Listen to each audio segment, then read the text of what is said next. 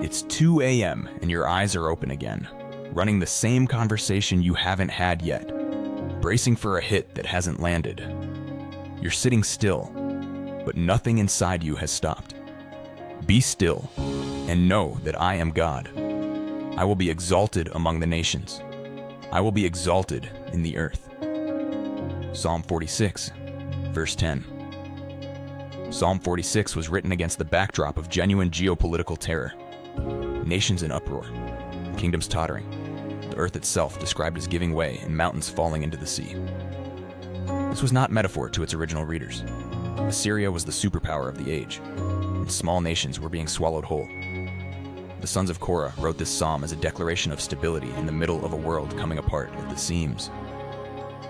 Verse 10 is not a gentle invitation to quiet reflection. In context, it is God's voice cutting through the chaos. Cease striving. Let go. Stop your frantic movement. Because what is coming apart is not ultimately in your hands to hold together. Be still is a command that lands differently on a person in motion. And most of us are in motion, not just physically, but internally. The mind that will not stop running scenarios. The chest that tightens at 2 a.m. rehearsing conversations that haven't happened yet. The constant low-grade hum of assessment and management and contingency planning that never fully powers down. A person can sit in a chair with their eyes closed and be nowhere near still. Stillness is not a posture. It is a surrender of control that most of us resist with everything we have. Because control feels like responsibility, and responsibility feels like faithfulness, and so the striving never stops. God does not say, be still and figure it out. He says, be still and know that I am God. The knowing is not intellectual. The Hebrew yada is intimate, experiential knowledge, the kind that comes from proximity, not study. You do not yada God from a distance. You do not accumulate it by reading about him while remaining in constant motion. It requires stopping, actually stopping, long enough for the noise to settle and the presence to register. Most of us have not done that in longer than we want to admit. We have been busy with God, attending, serving, providing, leading, without ever being still with God. And there is a difference between a person who works for God and a person who knows God. The first is exhausted. The second is rooted. The second half of the verse is what gives the first half its weight. I will be exalted among the nations. I will be exalted in the earth. God is not asking you to be still so that you can help him figure things out. He is asking you to be still so that you can witness what he is already doing. The outcome is not in question. His exaltation is not contingent on your management of the situation. The nations he is referring to were threatening to crush Israel, and God's response was not a battle plan.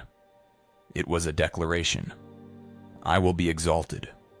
Past the crisis, past the chaos, past the thing that is making your chest tight this morning. He will be exalted in it and through it and on the other side of it. This is not passivity. The people in Psalm 46 still had walls to man and decisions to make. Stillness before God is not the absence of action. It is the reordering of action.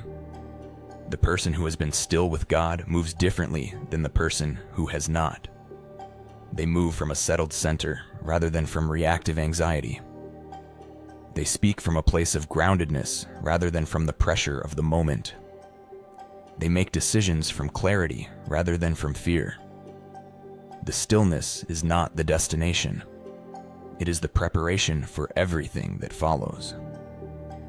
There is a particular application here for anyone who leads others. Your stillness, or your lack of it, is not private. The people closest to you feel the atmosphere of someone who has been with God versus someone who has been grinding without him. They know within minutes of being in the same room whether you are settled or scattered. You carry a climate. And that climate is largely determined by whether you have stopped long enough to know, really know, in your bones, that God is God and you are not. That He is exalted, and the weight of the world's outcomes does not rest on your shoulders alone. A person who knows that walks into a room differently.